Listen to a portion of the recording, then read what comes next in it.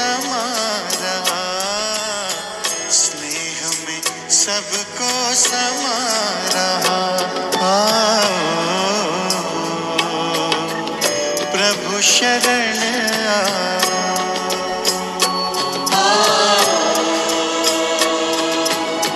प्रभु शरण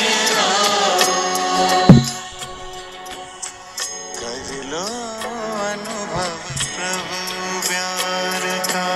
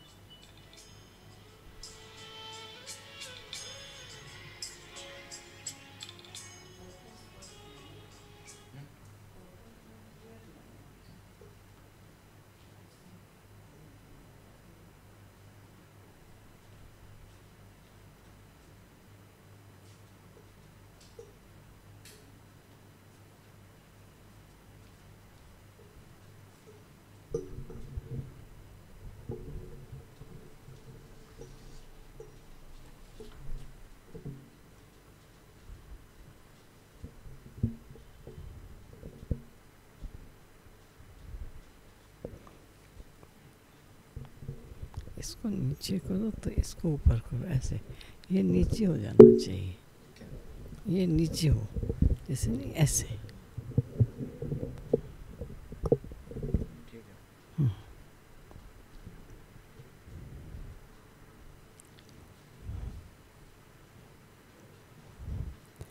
ओम शांति।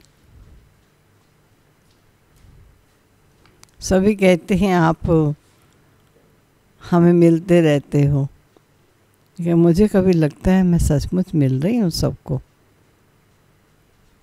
अगर सबको मिलती तो आप ज़्यादा से ज़्यादा अवश्य बाबा की टोली लेने बाबा के घर में आ जाते। लेकिन मुझे लगता है आप कभी सुन लेते हो मुरली, कभी दूसरे दिन सुनते हो, कभी नहीं सुन पाते हो, इसलिए ऐसा हो जाता है। कोई बात नहीं, वैसे तो बहुत ही बहनें मुरलियाँ सुना रही हैं और आप परम भाग्यशाली हो जो कोई भी टाइम कोई भी मुरली सुन सकते हो। किसी भी बहन द्वारा प्यारे बाबा के महावाक्य सुनो तो कोई हर्ज नहीं। लेकिन मैं याद कर रही थी खाली कि मधुबन से आया हुआ आम और बूंदी रख लेंगे आज का दिन एक और, बस कल का दिन मैंने कहा था, फिर तो ख़राब होने का डर रहता है। अगर आते तो हम आपका हिस्सा आपको देते, लेकिन आप दूर से आओ कहीं से भी और खाली इतनी सी बूंदी और आम ले। लेकिन यज्ञ का अमानत, यज्ञ का आया हुआ कोई कम बात नहीं है। एक करते हैं यज्ञ में कोई, तो बाबा कहते हैं पद्म रिटर्न करके मुझे देना होता है। तो आप सोचिए पद्मों का आपके लिए आया हो तो उसकी वैल्यू तो बहुत होती है। भले घर में कितने भी आम खाओ, लेकिन बाबा के बगीचे का आम तो बगीचे का ही है। फिर भी कोई बात नहीं, जो सुविधाजनक कार्य हो सके वैसे ही करो। आज बाबा ने बहुत सुंदर हमें बताया। सार में 13 तारीख की वाणी है। सार है कि मीठे बच्चे, बाप का प्यार लेना हो तो आत्म अभिमानी होकर बैठो। सचमुच अगर ये निश्चय हो जाता है मैं आत्मा हूँ, तो ज़रूर है मेरा पिता मेरा कल्याणकारी, मेरा गति सदगति का दाता अविनाशी एक ही बाप है, तो ज़रूर प्यारे पिता का प्यार आत्मा प्यार प्राप्त कर लेती है। तो बाबा ने कहा बाप का प्यार लेना हो तो आत्म अभिमानी होकर बैठो। बाप से हम स्वर्ग का वर्षा ले रहे हैं, इस खुशी में रहो। कौन सी खुशी रहे? बाप आया है, जो कल बाबा ने वाणी में कहा कि इससे बढ़कर बड़ी भारी कोई चीज़ है नहीं। मैं तुम्हें वर्षा देने जो आया हूँ, साचू का बादशाह बनाने आया हूँ, इससे बढ़कर बड़ी कोई चीज़ है नहीं। मैं तो बड़े से बड़ा वर्षा देने आया हूँ। तो बाबा कहते हैं इस खुशी में रहो कि बाप से हम वर्षा स्वर्ग का ले रहे हैं। प्रश्न है संगम युग पर तुम ब्राह्मण सो फरिश्ता बनने के लिए कौन सी गुप्त मेहनत करते हो? कौन सी गुप्त मेहनत करते हो? ब्राह्मण से हम फरिश्ता बनेंगे, फरिश्ता से देवता बनेंगे। कौन सी गुप्त मेहनत करते हो?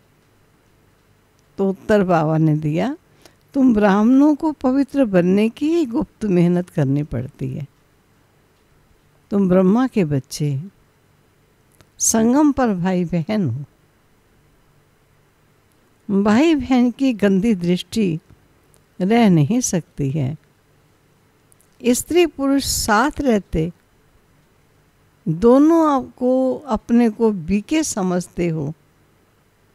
इस स्मृति से जब पूरा पवित्र बनो तब फरिश्ता बन सकोगे। हम ब्रह्मा के कुमार और कुमारी हैं।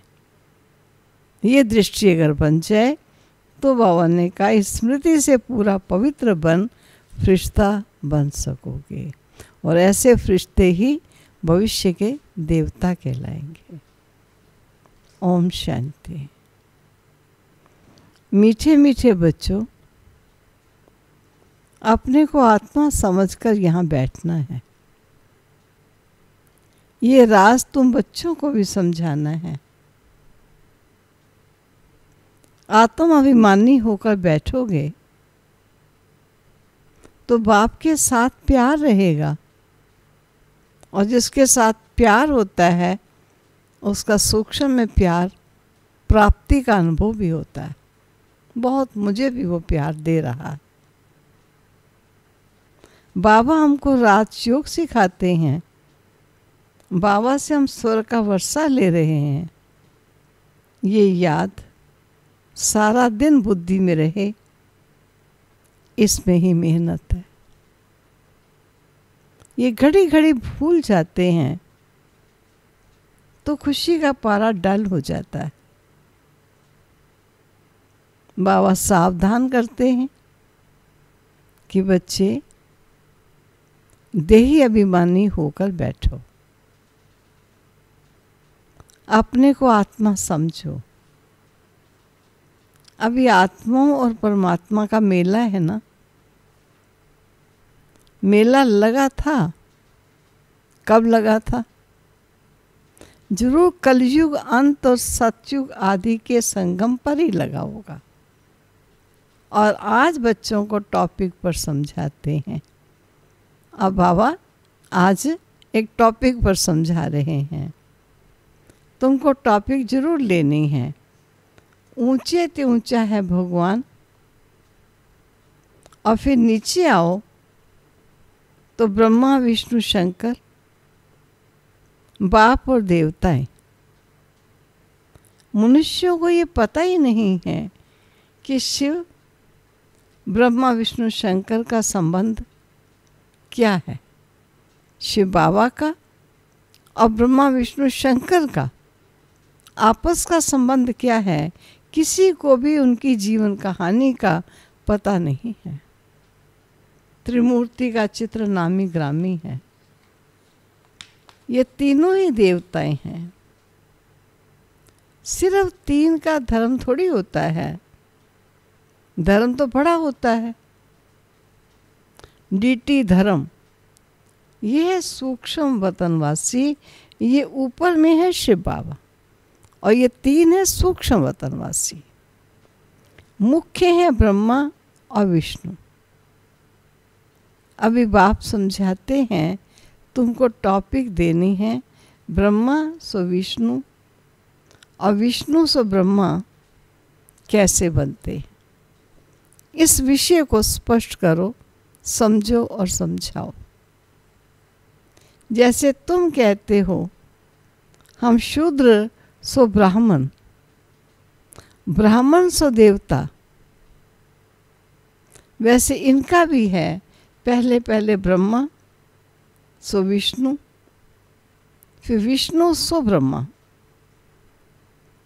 वे तो कह देते आत्मा सो परमात्मा, परमात्मा सो आत्मा। ये तो है रॉन्ग, हो भी नहीं सकता। तो इस टॉपिक पर अच्छी रीति समझाना है, कैसे ब्रह्मा से विष्णु बनते हैं और विष्णु से फिर ब्रह्मा कहलाते हैं। कोई कहते हैं परमात्मा कृष्ण के तन में आए। अगर कृष्ण में आए फिर तो ब्रह्मा का पार्ट खत्म हो जाता है। कृष्ण तो है सतयुग का पहला प्रिंस, वहां पतिथि कैसे हो सकते हैं?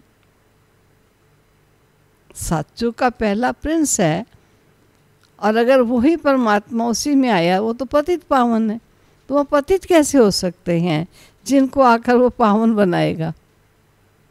बिल्कुल ही गलत है। ये बातें भी महारथी सर्विसेबल बच्चे ही समझते हैं, बाकी तो किसी की बुद्धि में बैठते ही नहीं है। ये टॉपिक बहुत फर्स्ट क्लास है। कौन सा टॉपिक? ब्रह्मा सो विष्णु, विष्णु सो ब्रह्मा कैसे बनते हैं। उनकी जीवन कहानी बताते हैं, क्योंकि इनका कनेक्शन शुरू ही ऐसे करना है। ब्रह्मा सो विष्णु 1 सेकंड में, विष्णु से ब्रह्मा बनने में 84 जन्म लगते। ये बड़ी समझने की बातें हैं। अभी तुम हो ब्राह्मण कुल के, प्रजापिता ब्रह्मा का ब्राह्मण कुल कहाँ गया?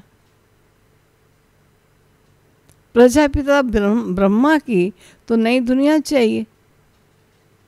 जब ब्रह्मा ने सृष्टि रची तो ब्रह्मा की तो नई दुनिया चाहिए, और नई दुनिया है सतयुग। वहाँ तो प्रजापिता है नहीं, कलयुग में भी प्रजापिता हो नहीं सकता। वह है संगम युग पर। तुम अभी संगम पर हो।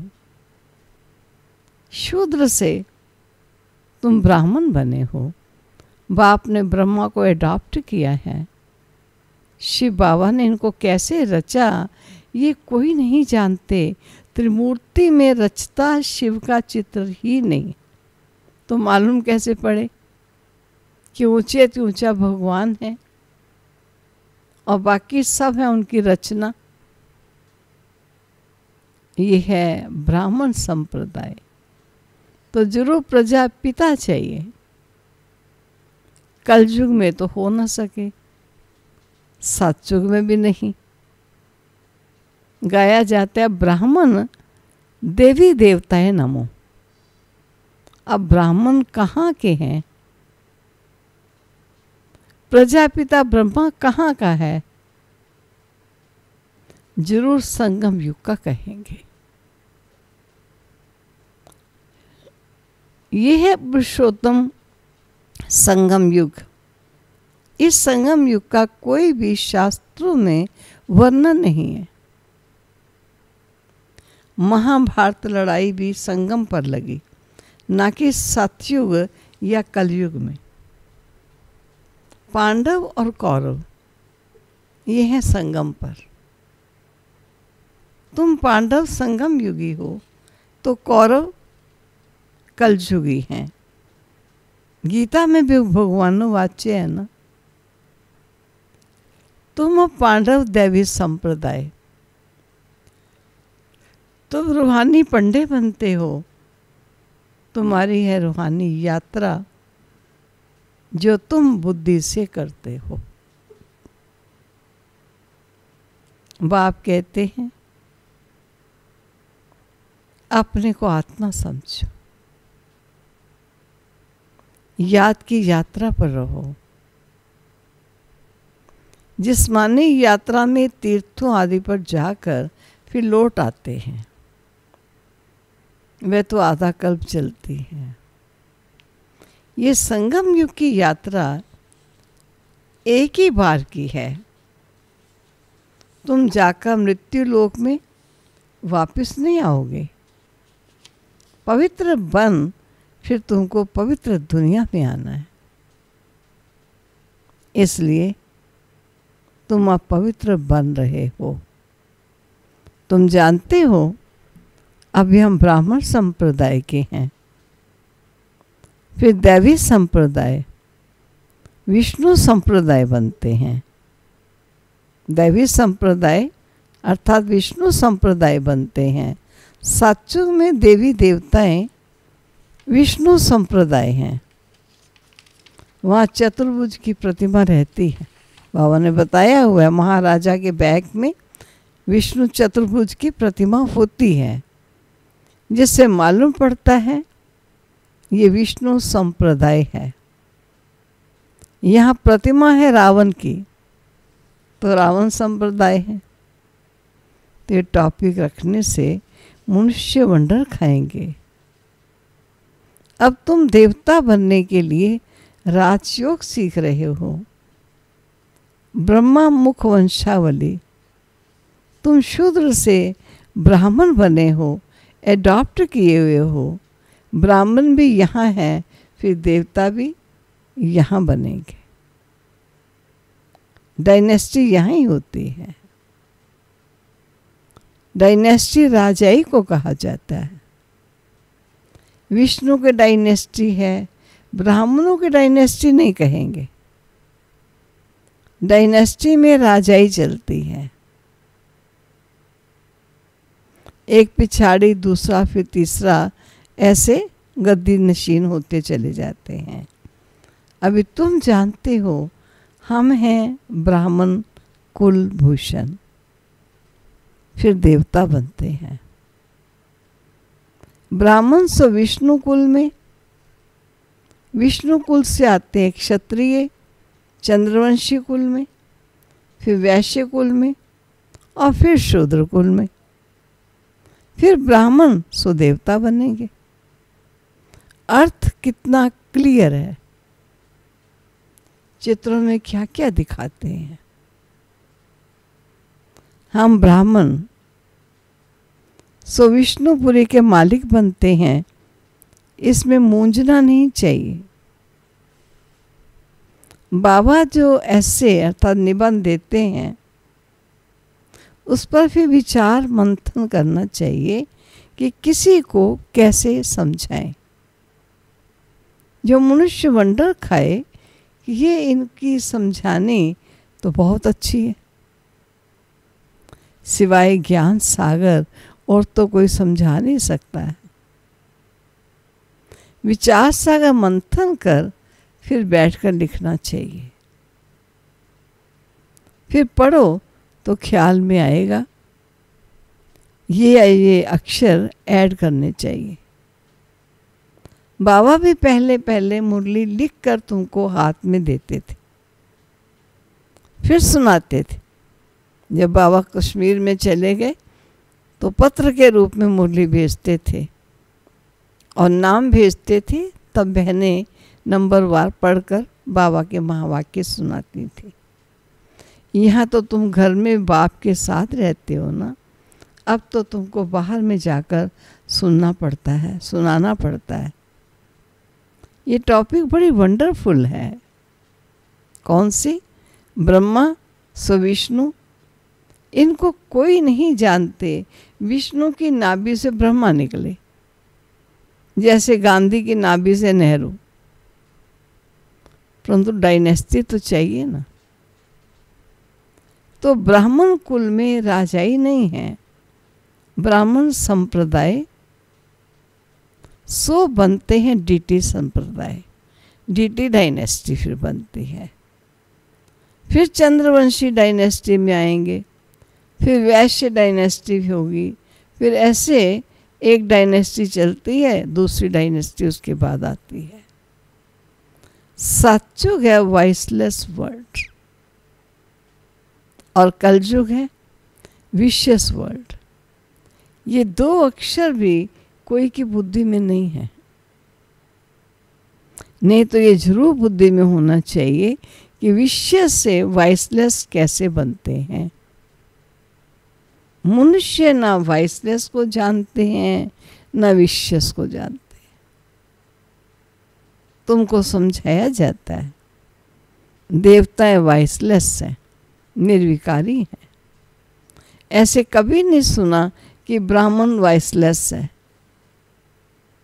नई दुनिया है वाइसलेस, पुरानी दुनिया है विशियस। तो जरूर संगम युग दिखाना पड़ेगा, इसका किसी को भी पता नहीं है। पुरुषोत्तम मास मनाते हैं ना, वे 3 वर्ष के बाद एक मास मनाते हैं, और तुम्हारा 5,000 वर्ष के बाद एक संगम युग आता है। वो लीप का मास मनाते हैं ना, जो एक बड़ा हुआ दिन होता है 3 साल के बाद।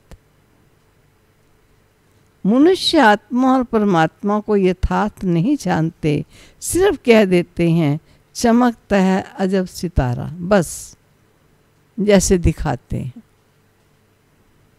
रामकृष्ण परमहंस का चेला विवेकानंद कहते थे, मैं गुरु के सामने बैठा था। गुरु का भी ध्यान तो करते हैं ना।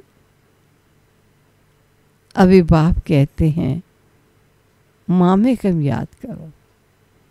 तब उन्होंने कहा, मैंने देखा एक स्टार लाइट मेरे में आ रही है। ऐसे कुछ गाथा उनकी आती है। अब बाप कहते हैं माँ में कम याद करो, ध्यान की बात ही नहीं, कोई मेरा ध्यान नहीं करने की बात है। मैं तुम्हारा पिता हूँ, मैं सच्चा सतगुरु शिक्षक हूँ, मुझे याद करो।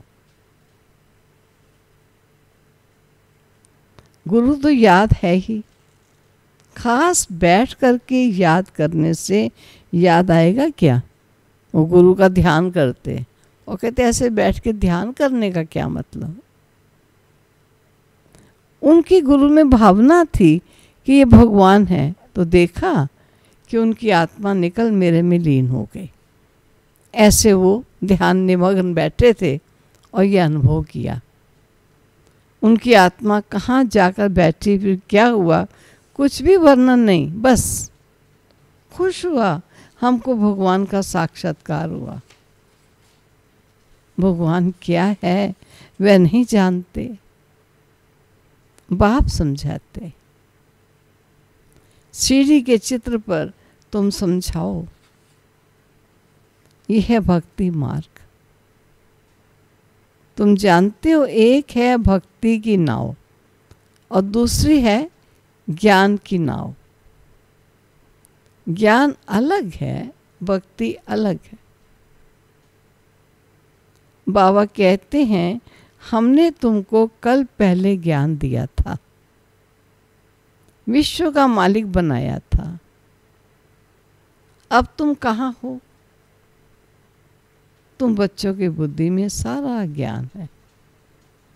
अभी कहाँ आकर पहुँचे हैं, कैसे आधा कल्प क्या थे, आधा कल्प के बाद क्या बने, ये तुम बच्चों की बुद्धि में सारा ज्ञान है। कैसे और डायनेस्टी आती हैं और कैसे झाड़ बढ़ता है। जैसे गुलदस्ता होता है ना,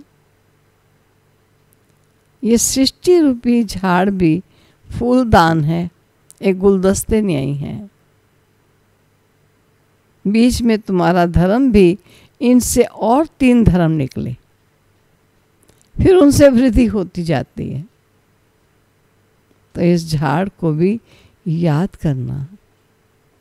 कितनी टाल टालियाँ आदि निकलती रहती हैं, पिछाड़ी में आने वालों का मान भी हो जाता है। लास्ट जो आत्माएं आती हैं, वो आने के कारण, नई आत्मा होने के कारण उनका प्रभाव खूब निकलता है और मान भी उनको खूब मिलता है। बड़ का झाड़ होता है ना, थूर है ही नहीं, बाकी सारा झाड़ खड़ा है। देवी देवता धर्म भी खत्म हुआ पड़ा है, बिल्कुल सड़ गया। पेड़ की क्या हालत हो गई, कल्प वृक्ष क्या हालत में पहुंच गया। भारतवासी अपने धर्म को भूल बिल्कुल नहीं जानते और सब अपने धर्म को जानते हैं। ये कहते हम धर्म को मानते ही नहीं। मुख्य है ही 4 धर्म, बाकी छोटे छोटे तो अनेक हैं। इस झाड़ और सृष्टि चक्र को तुम अभी जानते हो। देवी देवता धर्म का नाम ही गुम कर दिया है। फिर बाप उसकी स्थापना कर बाकी सब धर्मों का विनाश कर देते। गोले के चित्र पर भी जरूर ले जाना चाहिए। ये सतयुग, ये कलयुग। कलयुग में कितने धर्म हैं? सतयुग में है एक धर्म। एक धर्म की स्थापना, अनेक धर्मों का विनाश कौन करता होगा? भगवान भी जरूर किसके द्वारा तो कराएंगे ना। बाप कहते हैं ब्रह्मा द्वारा आदि सनातन देवी देवता धर्म की स्थापना ये मैं कराता हूँ। ब्राह्मण विष्णुपुरी के देवता बनाते हैं, ब्रह्मा द्वारा कराते हैं। संगम पर तुम ब्राह्मणों को पवित्र बनने की ही गुप्त मेहनत करनी पड़ती है। तुम ब्रह्मा के बच्चे संगम पर भाई बहन हो। गंदी दृष्टि भाई बहन की रह नहीं सकती। भाई बहन का पवित्र नाता, उसमें गंदी दृष्टि नहीं रह सकती। और यहाँ तो परम पवित्र की संतान आदि देव ब्रह्मा के पुत्र और पुत्री, कैसे उनकी गंदी दृष्टि हो सकती है? स्त्री पुरुष दोनों अपने को बीके के समझते हैं, इसमें बड़ी मेहनत है। स्त्री पुरुष की कशिश ऐसी है जो बस हाथ लगाने के बगैर रह नहीं सकते। दिल होता है अंदर से, शरीर का आकर्षण आता है, हाथ लगाने के बगैर रह नहीं सकते। यहाँ भाई बहन को हाथ तो लगाना ही नहीं है, नहीं तो पाप की फीलिंग आती। नेचुरली थोड़ी कशिश वासना भोग की आएगी। हम बीके हैं, ये भूल जाते हैं तो फिर खत्म हो जाते हैं। इसमें बड़ी गुप्त मेहनत है। भले युगल हो रहते हैं, किसको क्या पता, वे खुद जानते हम बीके हैं, फरिश्ते हैं, हाथ लगाना नहीं है। ऐसे करते करते सूक्ष्म वतनवासी फरिश्ते बन जाएंगे, नहीं तो फरिश्ता बन नहीं सकोगे। फरिश्ता बनना है तो पवित्र रहना पड़ेगा, देह का आकर्षण ना आए। ऐसी जोड़ी निकले तो नंबर 1 जाए। कहते हैं दादा ने तो सब अनुभव किया, पिछाड़ी में करके संन्यास किया। बहुत मेहनत तो उनको है जो जोड़ा बन जाते हैं। फिर उसमें ज्ञान और योग भी चाहिए। बहुतों को आप समान बनाएं तब बड़ा राजा बनेंगे। सिर्फ एक बात तो नहीं है ना। बाप कहते हैं तुम शिव बाबा को याद करो। ये है प्रजापिता। बहुत ऐसे भी हैं जो कहते हैं हमारा काम तो शिव बाबा से है, हम ब्रह्मा को याद ही क्यों करें। उनको पत्र भी नहीं लिखते हैं। कहते क्यों लिखें पत्र। ऐसे भी हैं। तुमको याद करना है शिव बाबा को, इसलिए बाबा फोटो आदि भी नहीं देते। साकार बहुत मुश्किल से फ़ोटो खिंचवाता था। बच्चे बहुत चाहते थे बाबा मेरे साथ फ़ोटो खींचो, उनको खुश करने के लिए खिंचवा लेते थे, लेकिन बाबा कहते थे नहीं, इसकी याद नहीं, उस प्यारे पिता की याद आनी चाहिए। इनमें शिव बाबा आता है। ये तो देहधारी है ना। अभी तो तुम बच्चों को बाप से वर्षा लेना है। वे अपने को ईश्वर कहते हैं, फिर उनसे क्या मिलता है? जो ये कहते हैं हम ही शिव है, हम ही शिव है। तो बहुत अच्छा, एक भाई ने किसी से कहा अगर आप शिव हो तो आप पार्वती के पति हो क्या? अगर पार्वती के पति नहीं तो आप शिव कैसे ठहरे? शिव तो पार्वती का पति था। ईश्वर कहते हैं कहीं अपने को, फिर उनसे क्या मिलता है? कितना घाटा पड़ा है। भारतवासियों को एकदम भारतवासियों ने दिवाला मारा है। प्रजा से भीख मांगते रहते, 10-20 वर्ष का लोन लेते हैं, फिर देना थोड़ी है, लेने वाले देने वाले दोनों ही खत्म हो जाएंगे, खेल ही खत्म हो जाना है। अनेक मुसीबतें सिर पर हैं, दिवाला, बीमारियां आदि बहुत हैं। कोई शाहूकारों के पास रख देते हैं और वो दिवाला मार देते हैं, तो गरीबों को कितना दुख होता है। कदम कदम पर दुख ही दुख है। अचानक बैठे बैठे मर जाते हैं। यह ही मृत्यु लोक। अमर लोक में तुम अभी जा रहे हो, अमरपुरी के बादशाह बनते हो।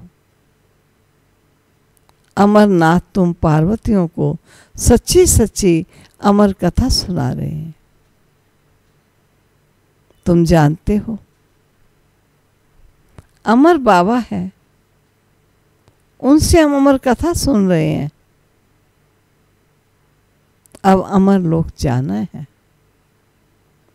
इस समय तुम हो संगम युग पर। इस समय तुम हो संगम युग पर। अच्छा, मीठे मीठे सिक्के लदे बच्चों प्रति माता पिता बाप दादा का याद प्यार और गुड मॉर्निंग। रूहानी बाप की रूहानी बच्चों को नमस्ते।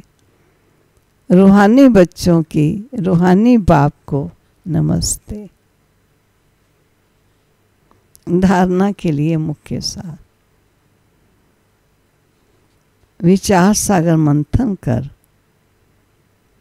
ब्रह्मा से विष्णु कैसे बनते हैं, इस टॉपिक पर सुनाना है। बुद्धि को ज्ञान मंथन में बिजी रखना है। दूसरा, राजई पद प्राप्त करने के लिए ज्ञान और योग के साथ साथ आप समान बनाने की सर्विस भी करनी है। अपनी दृष्टि बहुत शुद्ध बनानी है, दैहिक आकर्षण ना आए। वरदान,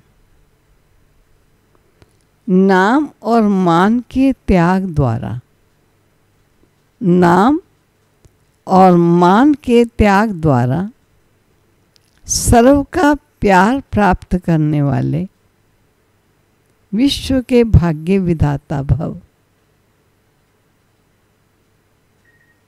इसका स्पष्टीकरण किया है। जैसे बाप को नाम रूप से न्यारा कहते हैं, लेकिन सबसे अधिक नाम का गायन बाप का है, वैसे ही आप भी अल्पकाल के नाम और मान से न्यारे बनो, तो सदा काल के लिए सर्व के प्यारे स्वतः ही बन जाओगे। जो नाम मान के भिखारीपन का त्याग करते हैं, जो नाम मान के भिखारीपन का त्याग करते हैं, वह विश्व के भाग्य विधाता बन जाते हैं। कर्म का फल तो स्वतः आपके सामने संपन्न स्वरूप में आएगा। इसलिए अल्पकाल की इच्छा मात्रम अविद्या बनो, कच्चा फल नहीं खाओ, उसका त्याग करो, भाग्य आपके पीछे आएगा। किया कर्म कभी व्यर्थ नहीं जाता है, फल भी मिलता है तो दंड भी मिलता है। स्लोगन है, परमात्म बाप के बच्चे हो तो बुद्धि रूपी पांव सदा तख्त नशीन हो। तो बुद्धि रूपी पांव सदा तख्त नशीन हो। हम भगवान के बच्चे हैं, हम तो तख्त नशीन बनने वाले बच्चे। ये है स्लोगन नशा जो दाता हम बच्चों को चढ़ाता है। तो ऐसे प्यारे बाबा के हम सब बच्चे हैं। बहुत अच्छी बात चल रही थी कि मनुष्य को आखिर तो जाकर शमशान में ही स्थान मिलता है। बाबा ने जैसे कल की वाणी में कहा था कि सभी को आखिर तो मरना है। कोई है जो मरने के बिना रह सकता है? सबको जाना ही है शमशान में। तो कहते हैं ना, वो सुंदर कहानी सुना रहे थे, कोई पुरानों ने शायद सुनी भी होगी, याद होगी। तो किसी राजा का घोड़ा गुम हो गया, सारे शहर में ढिंढोरा पिटवाया गया, लेकिन घोड़ा नहीं मिला।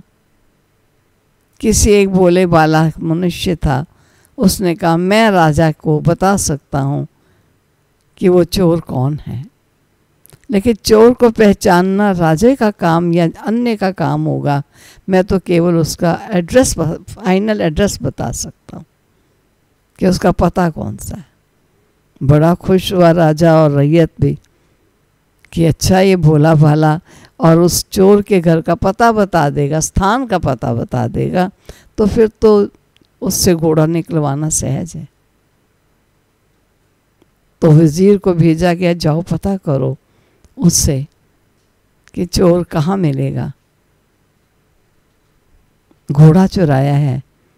तब उस विद्वान बनकर जिसने कहा कि मैं बता दूंगा एड्रेस, तब उसने कहा कि शमशान ये उसका एड्रेस है फाइनल, आप यहाँ बाहर रहिए, एक दिन वो यहीं आएगा, पहचानना आपका काम है, एड्रेस मैंने बता दिया, वो आएगा यहीं पर, आपको यहीं मिलेगा। तो कोई भी चोर हो जाए, ना मिले तो घबराओ नहीं, शमशान में मिल जाएगा। हाँ, उसके बाहर बैठे रहना पड़ेगा और पहचानने की इतनी बुद्धि चाहिए कि ये है वो चोर जिसने मेरी चीज़ चुराई थी। आप बता सकते हैं, चोर को आप पहचान सकते हैं। ओम शांति। चलो मीठे प्यारे बाबा पास चलते हैं।